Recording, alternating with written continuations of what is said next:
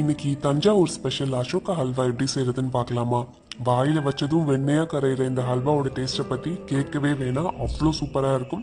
அதுக்கு ஒரு கப் பாசி பருப்பை எடுத்து அதை நல்லா வாசம் வர வரைக்கும் வறுத்து அதை நல்லா அலசிட்டு ப்ரெஷர் குக்கர்ல வேக வச்சு ஒரு மிக்சர் ஜார்ல நைஸா அரைச்சு வச்சுக்கோங்க. ஒரு கடாயில் நெய் சேர்த்து முந்திரி சேர்த்து அதை நல்லா வறுத்து எடுத்து வச்சுக்கோங்க. இன்னும் கொஞ்சம் நெய் சேர்த்து அது கூட கோதுமை மாவை சேர்த்து அதை நல்லா வதக்கி இப்போ நம்ம அரைச்சு வச்ச பாசி பருப்பு அதனோட சேர்த்து அதையும் நல்லா கிளறி விடுங்க. ஒரு சேர கிளறினதுக்கு அப்புறம் ஒரு கப் சர்க்கரை அதனோட சேர்த்து அதையும் நல்லா கிளறி விடுங்க. சர்க்கரை நல்லா கரையிற வரைக்கும் நல்லா கிளறி விட்டுக்கிட்டே இருங்க. அது நல்லா கரைஞ்சதும் ரெட் ஃபுட் கலர் சேர்த்து அதையும் நல்லா கிளறி விடுங்க. நல்லா கிளறினதுக்கு அப்புறம் இன்னும் கொஞ்சம் நெய் சேர்த்து நல்லா கிளறி விட்டுக்கிட்டே இருங்க. இப்போ நம்ம வறுத்து வச்ச முந்திரி அதனோட சேர்த்து ஒரு 10 நிமிஷம் கைவிடாம கிளறிக்கிட்டே இருந்தீங்கன்னா சட்டியில ஒட்டாம பதம் வரும். அவ்வளோதான், அல்வா ரெடி.